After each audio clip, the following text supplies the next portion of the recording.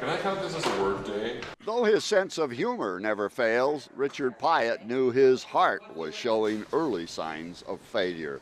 For cardiologist Brent Muhlstein, cath lab images confirmed what doctors had already heard as a heart murmur. Right here is your mitral valve, and the mitral valve is supposed to stay right on this area here. And this whole thing bulging out here, that's the prolapse of your mitral valve, and that is prolapsing as much as I've ever seen.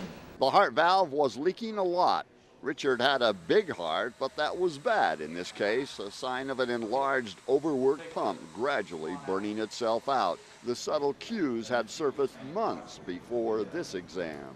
I was starting to feel short of breath when I was exercising, and I never could figure out whether it was just that I was needed to work harder and getting back into shape, or if there was really something more to it.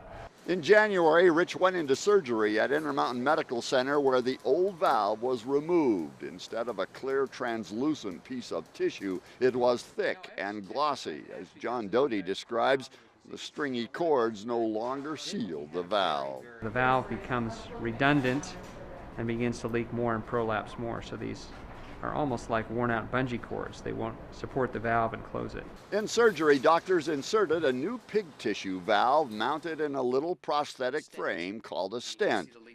By day 5, Rich was on his feet, healing nicely.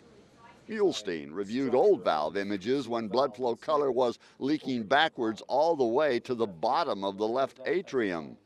But in ultrasounds now, no backflow. The blood is going through the mitral valve up here, but there's none of that blue colored blood going backwards. And so you're not leaking at all.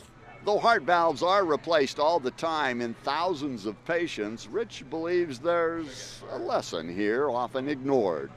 Don't put it off.